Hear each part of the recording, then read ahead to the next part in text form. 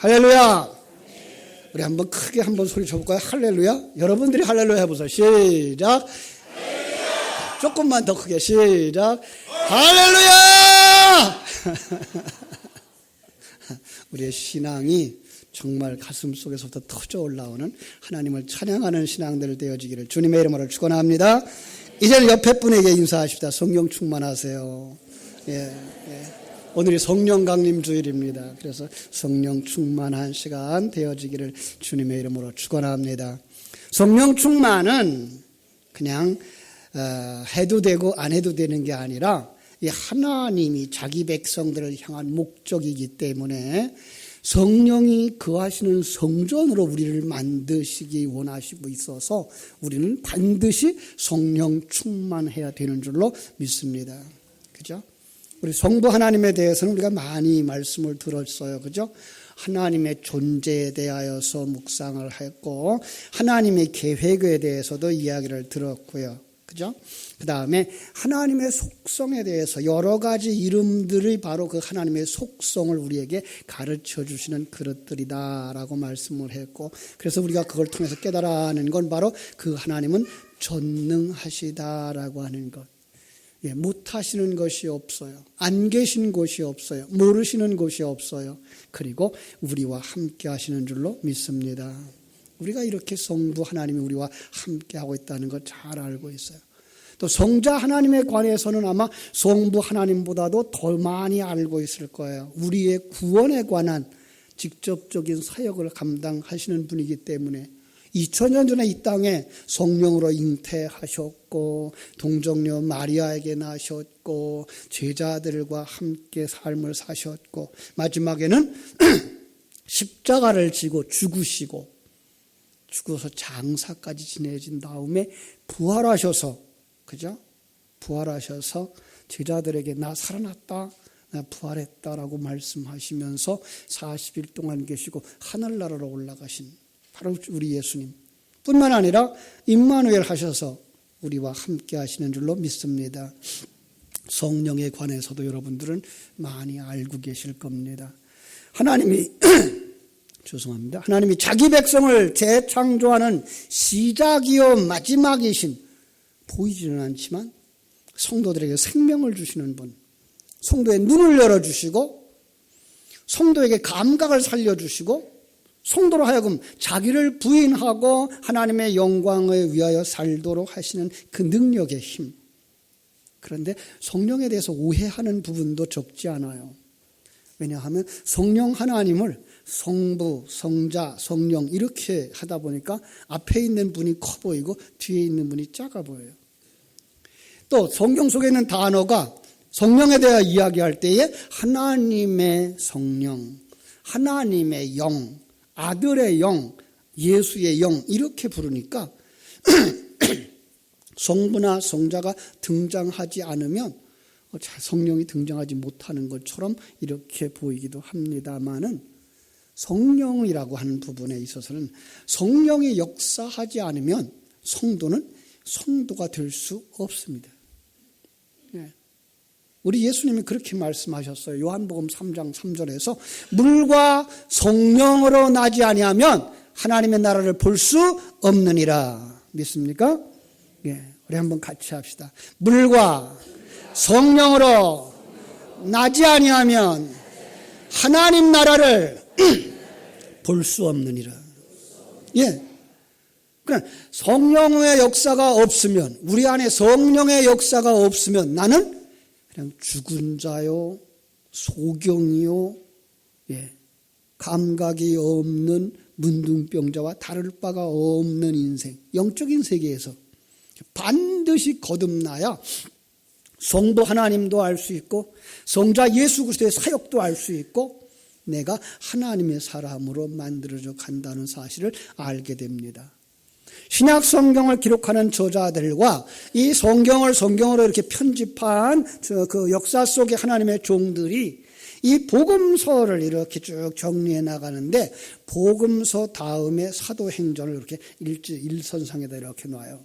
그리고 사도행전 2장을 가운데다 놓고 사도행전 2장을 중심으로 해서 성령이 내려오시고 또 성령이 내려오지 아니한 것 이렇게 구분을 해요.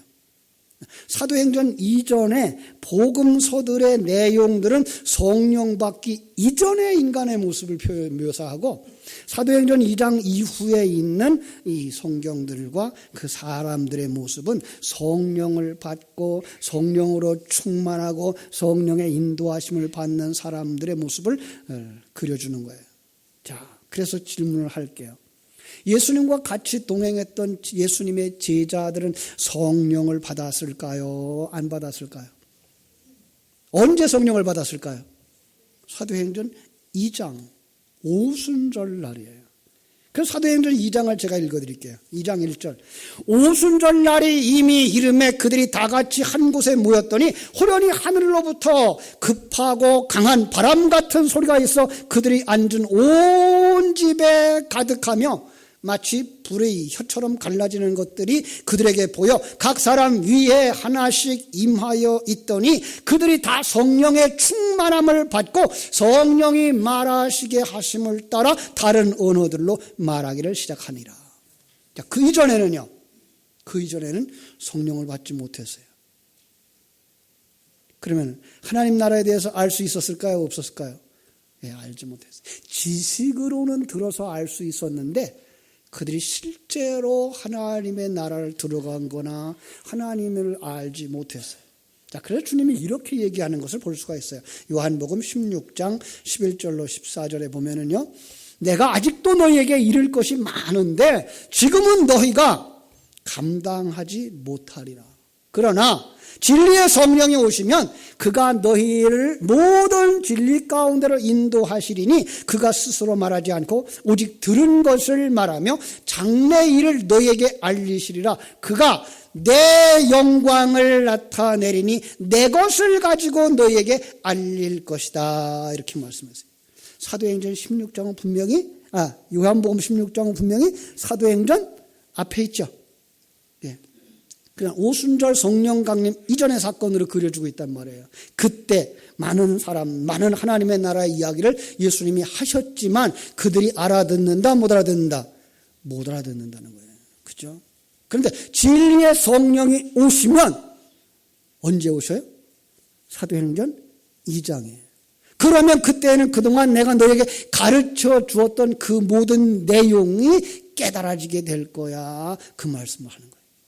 자, 그들이 정말로 사도행전 2장에 성령이 오셨어요. 그러자 그들이 예수님께 들었던 말씀에 담긴 진리를 깨달아 알게 되었어요. 그 진리가 그들을 벅찬 감동 속으로 끌고 들어갔어요.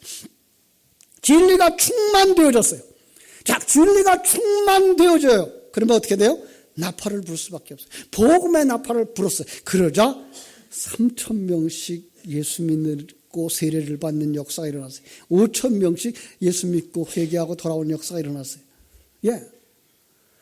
하나님이 창세기 1장에서 말했던 생육하고 번성하는 일들이 이렇게 일어났어요.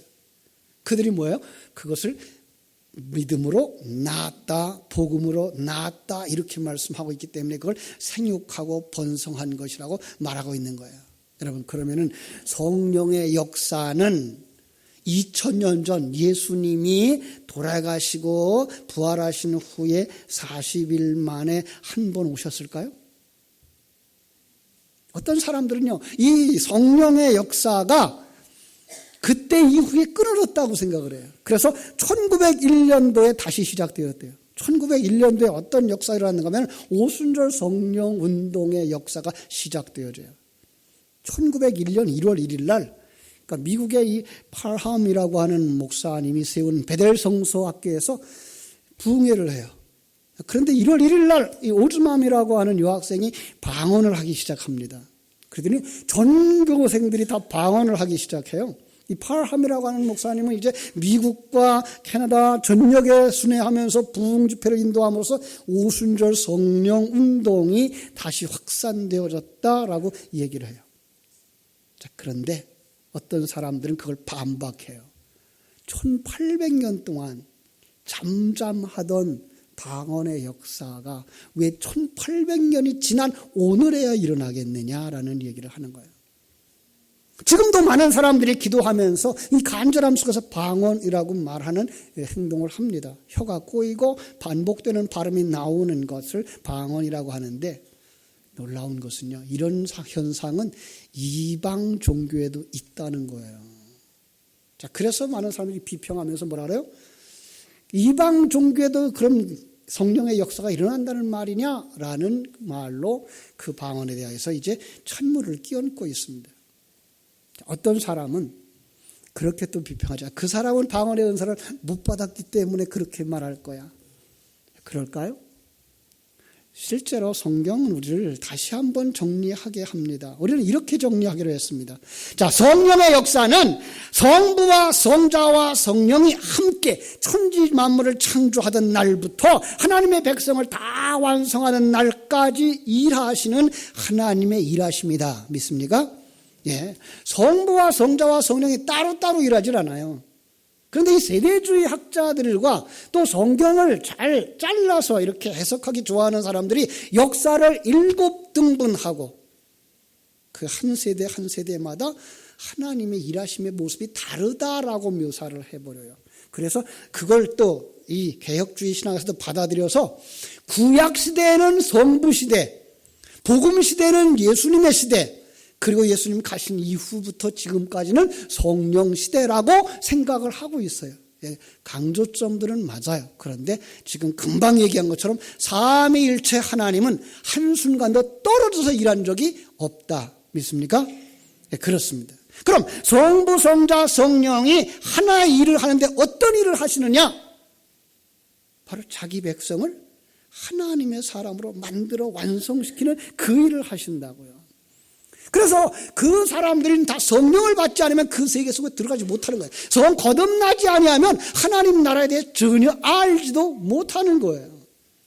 자, 성령이 오시면 이제 하나님의 나라를 알게 되고 영적 세계를 알게 되고 하나님의 관점을 가지게 됩니다.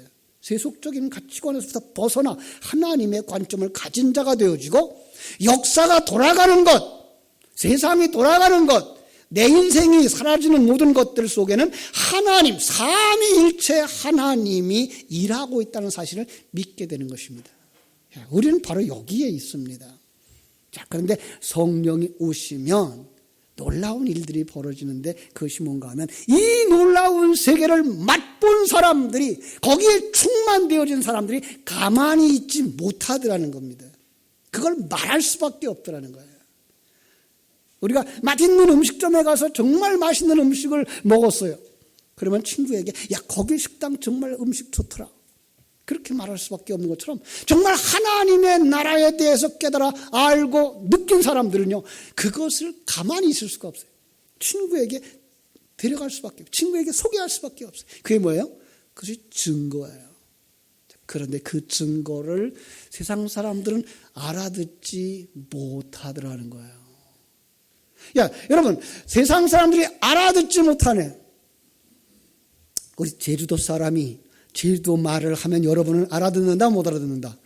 못 알아들어요. 그래서 뭐라고 말해요? 그 사람들을 갖다가 방언을 말한다 그러는 거예요.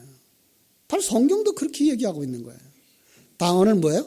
우리가 진리를, 하나님의 나라를 이야기하고 내가 살고 있는 게 가장 복된 삶이라고 이야기하고 하나님이 지금 나와 함께 하셔서 나는 이만큼 지금 하나님의 사람으로 만들어졌다고 얘기하는 걸 세상 사람들은 못 알아보는 거예요. 그 세상 사람들에게는 그것이 뭐예요? 방언인 거예요. 예. 그런데 그 중에 하나님의 사람들은 깨달아 알아요. 그리고 우리의 미래가 어떻게 될 것을 알아요. 그럼 그 사람들에게는 그 말은 예언이 되는 거예요. 예. 그냥 괜히 예언의 은사 있는 사람 따라간다 그래서 쫓아가가지고 내일 모레 내가 어떤 일이 일어날 거예요, 이 땅을 사람은 돈 벌까요 말까요, 이런 건 물어보지 마세요. 그런 건 물어보려면 어디로 가야 돼요? 무당한테로 가세요.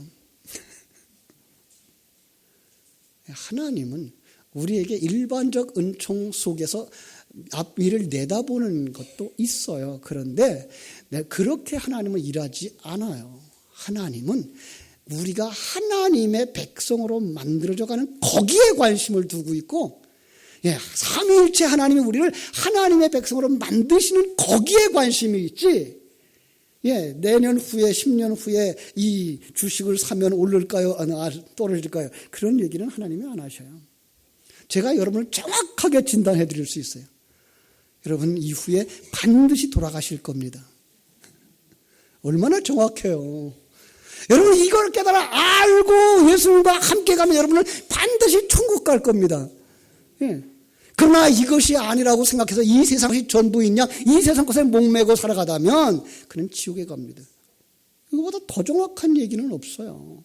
근데 뭘 내년 후, 10년 후를 생각을 하세요? 그건 아니에요. 그것이 바로 삼위일체 하나님을 가장하고 들어온 사단의 역사라고 하는 것을 우리가 알게 됩니다. 다시 말하면 사단이 성령 충만함을 모방하고 하나님의 교회 안에 일어나는 역사들을 모방하면서 우리로 하여금 미혹되게 돼요.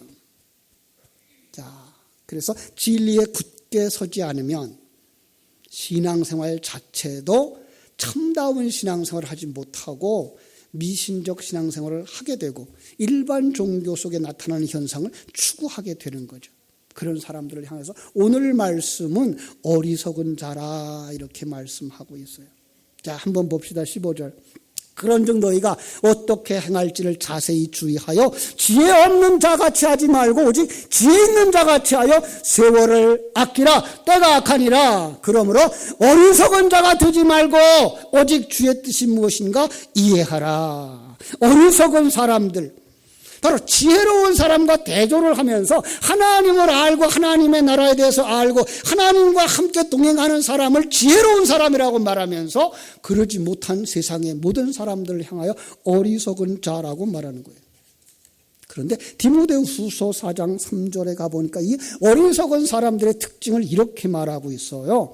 때가 이르리니 사람이 바른 교훈을 받지 아니하며 귀가 가려워서 자기의 사욕을 따를 스승을 많이 두고 또 귀를 진리에서 돌이켜 허탄한 이야기를 따르게 하느니라. 여러분, 허탄한 이야기가 뭐 어떤 얘기일까요? 성경이 말하고 있는 허탄한 이야기는 이 세상의 이야기예요. 이 세상의 이야기는 영원하다, 영원하지 않다. 영원하지 않아요. 참 묘해요. 왜 이 세상 얘기는 영원하지 않죠? 여러분이 영원히 살지 않기 때문에. 그리고 자꾸만 바뀌어요. 이제 오늘 오후 시간에 이제 이사야서를 우리가 이야기하면서 거기서도 그 불신자들이 하는 이야기를 이제 뭐 경계의 경계를 이렇게 얘기하는데 그 말의 원어를 제가 읽으면서 표현을 할 텐데 이랬다 저랬다 그래요. 이 세상의 일은 이랬다 저랬다 그래요. 어떤 거 하나 예를 들까요? 요즘 뭐 이 달걀 값이 굉장히 비싸죠, 그죠? 이렇게 비쌀 땐 정부가 뭐라 그러겠어요? 달걀은 건강에 안 좋다 그래요. 그래서 달걀 먹으면은 콜레스테롤이 많고 금방 어떤 일이 일어날 것처럼 얘기를 해요. 그러면 사람들이 달걀을 적게 사요, 그죠? 그런데 이제 조금 이제 달걀이 많이 생산되어지고 달걀값이 떨어지면 어떻게 말할까요? 달걀은 괜찮다, 건강에 좋다 그래요. 그러니까 자꾸만 사게 만들어요. 이런 일들을 해요. 그러니까 사람들은 자기를 이롭게 하고 자기들의 그 방법대로 살아가게 하기 위해서 이 말도 했다 저 말도 했다 그래요. 텔레비전에 나오는 광고들을 다 보고 있으면 어떤 생각이 들어요? 세상에 죽을 사람은 없겠구나.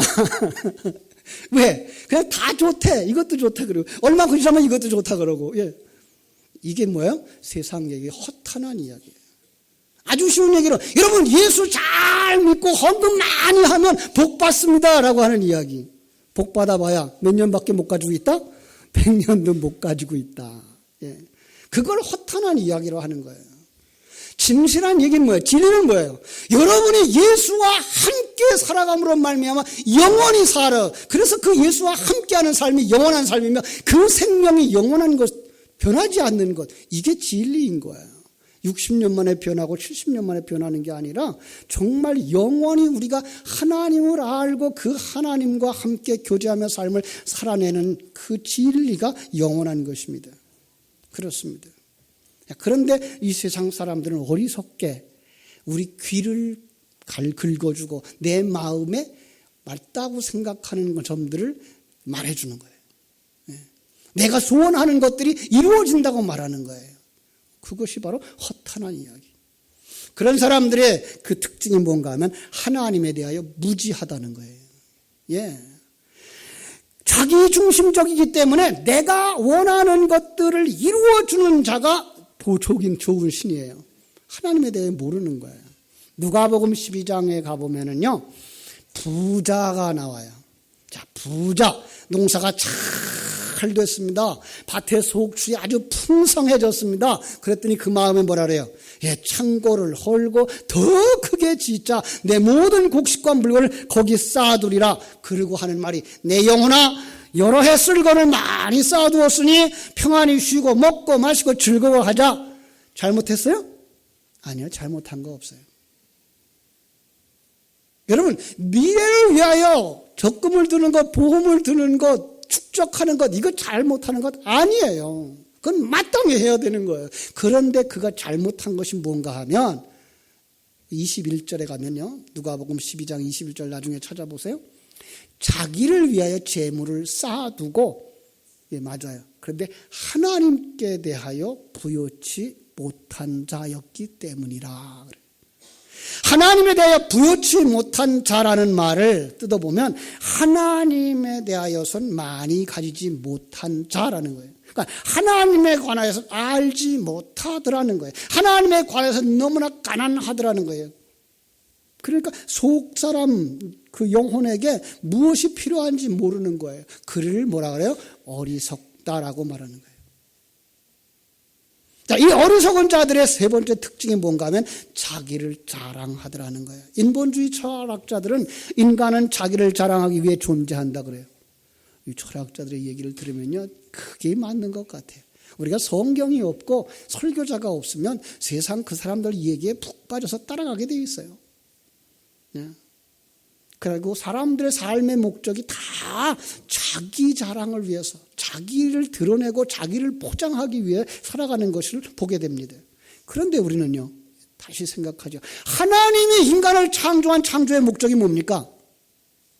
하나님이 우리를 창조한 창조의 목적, 하나님의 영광을 위하여. 믿습니까? 예, 하나님의 영광을 위하여. 그 하나님의 영광이란 것이 뭐예요? 이것을 하나님이 지으셨다고 하는 걸 고백하는 거예요. 나를 하나님이 지으셨다는 걸 고백하는 거예요. 나를 지금까지 만드신 분이 하나님이라는 걸 고백하는 거예요. 잘 만들었어요? 못 만들었어요? 여러분을 누가 만들었어요? 하나님이. 잘 만들었어요? 못 만들었어요? 김 목사가 잘 만들었냐고 그러니까 대답을 안 하더니 자기가 잘 만들었냐고 물어보니까 대답을 하네. 여러분들을 하나님이 잘 만드신 거예요.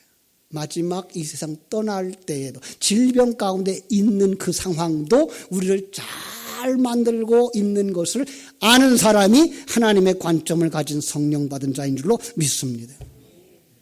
이 지혜롭지 못한 자들, 자기의 열심을 의지해, 자기의 힘을 의지해요, 자기 주먹을 의지해요. 하나님은 그들을 절대로 지혜롭다라고 말하지 않습니다. 그 대표적인 사람이 바울이라는 사람이죠. 사울이었던 자가 바울이 되어졌어요. 그가 정말로 종교적 열심을 가진 사람이었어요. 다른 사람을 자기의 잣대로 판단하면서 그들을 정죄했던 사람. 그런데 그가 그 열심히 낳은 결과가 뭐라고요? 교회를 핍박했다고요. 시편 14편 1절에서는 다윗은 이렇게 말합니다. 어리석은 자는 그 마음에 이르기를 하나님이 없다고 하도다. 저희는 부패하고 소행이 가증하여 선을 행하는 자가 없도다. 이것입니다. 하나님과 관계없이 자기 유익, 자기 명성, 자기 영광을 위해서 모든 열심을, 모든 종교적 행위를 동원하는 겁니다. 그런데 그런 사람들을 향하여서 우리 오늘 5장 16절은 뭐라고 말합니까? 세월을 아껴라, 때가 악하니라. 우리 한번 따라 합시다. 세월을 아끼라, 때가 악하니라. 예, 세월을 아끼라는 거예요. 왜? 이 세월이 악하기 때문에. 예. 여기 때라는 말은요, 이 세대라는 말이고요. 우리가 사는 동안이라는 의미가 있어요. 우리가 사는 이 세상이 하나님이 없다라고 말할 때 악하다고 말하는 거예요. 하나님이 창조한 시간과 공간 세계 속에 공허하고 혼돈하고 흑이 깊음 위에 있는 이 시간대를 우리는 악하다고 말하는 거예요. 왜? 하나님의 생명이 없기 때문에 그걸 어둠이라고도 말하는 거예요. 거기에 빛이 오시는 거죠. 네. 그 빛이 오시면 우리가 이 세대가 악한 세대인 줄 알고 이 세대가 영원하지 않은 세대인 것을 알아요. 그러면 이 세대에 살아가는 우리 그동안에 우리는 뭐 해야 됩니까? 이 세대 속에서 하나님의 시간을 만들어내는 거예요. 이걸 뭐라 그래요? 세월을 아끼다라는 거예요. 그래서 이 아끼다라고 하는 엑사고라라고 하는 단어는요, 잃어버렸던 것으로부터 건져 올리다라는 거예요. 악의 굴레에서 속량해내다라는 거예요. 돈 주고 사다는 거예요. 여러분, 우리는요, 우리가 살아가는 이 인생 속에서 하나님의 시간을 우리가 취할 수 있어야 돼요. 여러분, 이렇게 함께 예배하는 시간이 뭐예요? 이게 하나님의 시간을 우리가 값주고 사는 거예요. 세상의 어떤 것으로부터, 금년에는 정부가 뭐라고 그래요? 1시간 근로, 최소 근로비가 얼마? 일당 10,000원. 그러니까 여러분은 1시간 예배 드리면 그 10,000원을 내버리고 하나님 앞에 예배를 드리는 거예요. 이걸 예배를 산 거예요. 그죠? 이 시간을 여러분은 하나님 앞에 드리는 시간으로 사는 거예요. 이처럼 우리가 이 세상을 살아가는 날 동안 우리의 시간으로 만들기 위하여 뭘 하는 거예요? 낭비하고 투자하라는 거예요. 예. 세상 속으로 보면 그 시간이 낭비예요. 새벽을 깨우고 저녁을 깨우고 잠자는 시간을 이렇게 버리고, 하나님 앞에 나와 기도하는 그건 뭐예요? 시간을 사는 거예요. 이게 뭐예요? 이것이 시간을 아끼는 거예요. 세월을 아끼는 거예요. 그렇습니다.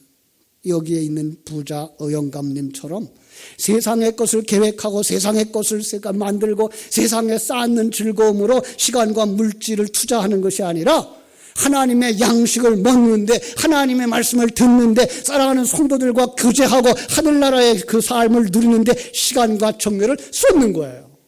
그렇습니다. 이걸 또 다른 말로 18절은 이렇게 말해요.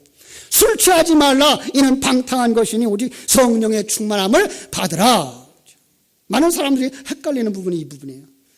역시 세속적 해석을 하고 있어서 형상적으로 말하는 건데, 뭐래요? 우리 한국 사람들이, 한국 성도들이 가지고 있는 알레르기. 술, 그죠? 술 먹으면 천국 간다, 못 간다? 성경이 지금 술 취함과 성령 충만을 대조하고 있는 거예요. 그냥 일반적인 술, 알코올을 이야기하고 있는 게 아니에요. 그러니까 성령 충만하면 하나님의 관점을 가지고 하나님을 알고 하나님의 사람으로 만들어져 가며 하나님 나라를 위해서 헌신하고 열정을 쏟는 것이라면 세상을 사랑하는 건 뭐예요? 이 세상이 전부라고 생각하고 이 세상에서 남보다 나은 자가 되기 위하여서 자꾸만 무엇을 쌓고 그것을 사랑하는 그들을 향해서 술 취했다라고 말하는 거예요. 그렇습니다. 여러분, 술이 더 강해요? 예수님의 피가 더 강해요? 술 마시고 예수님의 피로 씻을 수 있을까요? 없을까요? 대답을 안 해요. 전통 장로교인들이라. 그렇다고 술 마시라는 얘기는 아니에요. 건강에 좋지 않아요. 네. 그러나 술 마시는 사람들 정죄하지 마세요. 그것 때문에 하나님 앞에 나오지 못하면 그것이 어린아이를 깊은 바다에 빠뜨리는 것과 같은 거예요. 술하고 담배한다고 해서 예수 못 믿는 것 아니에요. 그것이 좋은 것은 아니에요. 그게 기호식품일 수 있어요. 중독일 수 있어요. 그런데 우리는 그것 말고 중독되어 있는 게 더 많아요. 김치에도 중독되어 있어요. 커피에도 중독되어 있고. 그것 때문에 천국 못 가는 것 아니에요. 예수 믿는 믿음, 하나님이 이 삶을 주관한다는 그 믿음, 하나님이 내 아버지라는 사실을 믿는 믿음이 없어서 천국 가지 못하는 것이지 그런 것들이 아니에요. 우리 여기서 말하고 있는 건 뭐 하자는 거예요? 성령의 충만함을 받으라. 믿습니까? 예, 그래서 바울 사도의 변화를 성경 속에서 아주 중요하게 여깁니다. 그가 참 예수님을 믿지 못하던 사람이었어요. 그러다 보니까 교회를 핍박하는 사람이었어요. 예수 믿는 사람을 잡아다가 옥에다 가두는 사람이었어요. 그런데 그가 하나님의 말씀을 들어요. 다메섹 도상에서 고꾸라졌어요. 성령이 충만하자 그가 소경인 것이 발견되어졌어요. 그리고 그때부터 그는 말씀 속에서 진리 가운데에서 굳게 서기를 연구하기 시작했어요. 그런가 하면 또 성령이 충만한 사람이 한 사람 나오는데 사도행전 11장 24절에 가보면 바나바가 나와요. 이 사도행전 11장 24절에 보면 바나바를 이렇게 말해요. 착한 사람이요 성령과 믿음이 충만한 사람이라. 예. 이 성령이 충만한 사람, 지혜가 충만한 사람, 그를 하나님이 안디옥 교회로 보냈어요. 안디옥 교회에 가서 부흥의 역사가 일어났어요. 그러자 그는 자기 홀로 목양하는 것이 벅차다는 사실을 깨달아 알고 다소에 가서 말씀을 연구하고 있는 성령이 충만한 사람 바울을 데려다가 함께 동역하니 그들이 든든히 서가고 그들이 칭찬을 듣는데 그리스도인이라고 하는 이름을 그들 세계 속에서 처음 듣게 돼요. 아, 그들은 예수로 가득 찬 사람, 작은 예수 이런 소리를 듣는 거예요. 그런데 더 놀라운 사실은 하나님이 그 교회의 성령이 충만하게 하자 하나님께서 주시는 메시지를 들어요. 뭐예요? 바울과 바나바에게 기름 부어서 선교사로 파송해라. 이 말은 이미 사도행전 1장에서 예언했던 얘기예요. 오직 성령이 너에게 임하시면 너희가 권능을 받고 예루살렘과 온 유다와 사마리아와 땅끝까지 이르러 내 증인이 되리라. 믿습니까? 누가 하시는 일이에요? 하나님이. 누가 하시는 일이에요? 성령님이. 여러분 성령이 충만하다 그러면 가만히 있을 수가 없는 거예요. 우리는 자랑할 수밖에 없는 거예요. 하나님의 나라를 자랑하게 되고 예수를 자랑하게 되고 교회를 자랑하게 되고 밖에 있는 사람들을 데리고 올 수밖에 없는 거예요. 그리고 우리가 찾아갈 수밖에 없는 거예요. 예수가 없는 지역에. 지난주에는 우리 이모세 전도사님이 필리핀을 갔다 왔어요. 걱정 많이 했어요. 계엄령이 선포되진 나라라서 잘 다녀와서 감사하고요. 다음 주엔 제가 중국에 가요. 참 우리 교회는 이렇게 진리를 가진 사람들이 밖으로 나가고 있다는 거 감사할 일이고요. 그거보다 더 중요한 것, 우리 심령 속에 성령이 충만되어져야 그 일이 가능해요. 진리가 충만되어져야 돼요. 하나님의 뜻을 알아야 돼요. 하나님의 계획을 알아야 돼요. 그 하나님의 일하심을 누리는 자가 되어야 할 줄로 믿습니다. 여러분들이 이 성령 강림 주일에 진리로 충만되어지기를, 성령으로 충만되어지기를, 그리고 자랑스러워하고 남에게 선포할 수 있고 남을 이 자리로 데려올 수 있는 성령의 충만한 자들 되시기를 주님의 이름으로 축원합니다. 기도하겠습니다. 하나님 우리 아버지